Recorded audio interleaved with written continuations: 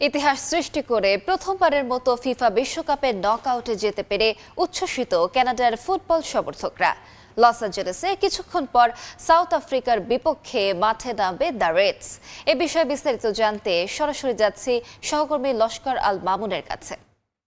Mamun, football মানেই উত্তেজনা, football মানেই যে উন্মাদনা, সেই উত্তেজনার ফুটবল আর অল্প সময়ের মধ্যেই শুরু হচ্ছে এই স্টেডিয়ামে। আমি রয়েছি এখন যুক্তরাষ্ট্রের বিখ্যাত, শুধু যুক্তরাষ্ট্র নয় সারা বিশ্বের বিখ্যাত এবং ব্যয়বহুল বিলাসবহুল স্টেডিয়াম যুক্তরাষ্ট্রের লস অ্যাঞ্জেলেস স্টেডিয়ামের ভিতরে রয়েছে আমি।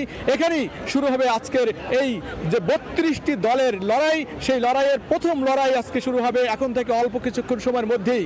আমরা লক্ষ্য করেছি এরই মধ্যে হাজার হাজার দর্শক এই স্টেডিয়ামে প্রবেশ করেছে।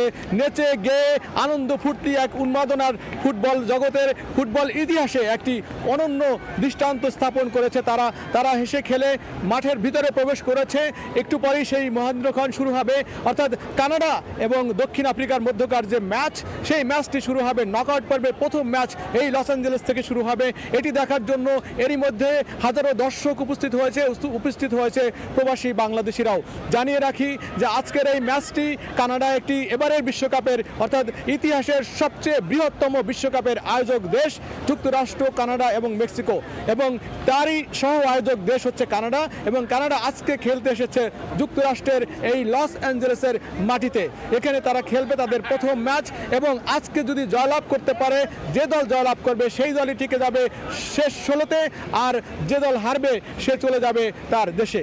এমন একটি যে সমীকরণ, সেই সমীকরণে আজকে যে খেলা হচ্ছে, এর আগের যে আমরা গ্রুপ পর্বের খেলা দেখেছি, সেই গ্রুপ পর্বে ছিল নানা হিসাব নিকাশ সমীকরণের খেলা, অর্থাৎ স্বপ্ন বাঁচিয়ে রাখা, নকআউট পর্বে ওঠার যে স্বপ্ন লড়াই সেগুলো ছিল।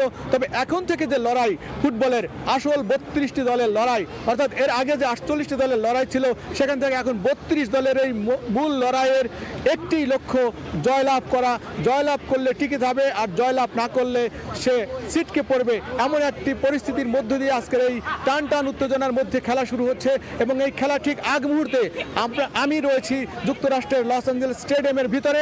এখান থেকে আপনাদেরকে স্বাগত জানাচ্ছি এবং বলতে চাচ্ছি যে এটি যে আজকের এই ম্যাচটিতে যারা জয়লাভ করবে তারা কিন্তু মুখোমুখি হবে আর নেদারল্যান্ডস এবং মরক্কোর মধ্যকার যে খেলা হবে সেই টিমে যে জয়লাভ করবে তার সঙ্গে। সুতরাং তারা আজকে যারা 16তে উঠবে, সেই 16তে উঠার পরে তাদের সামনে কিন্তু একটি কঠিন পরীক্ষা রয়েছে। তো আজকে দুই দলেরই প্রথম বিশ্বকাপের ইতিহাসে নকআউট পর্বে খেলছেন, এবং তারা দুজনেই প্রথমবার বিশ্বকাপে একে অপরের মোকাবিলা করছেন। তো এই ছিল যুক্তরাষ্ট্রের লস অ্যাঞ্জেলেস স্টেডিয়ামের নকআউট পর্বের প্রথম ম্যাচের আমার কাছে থাকা সবশেষ।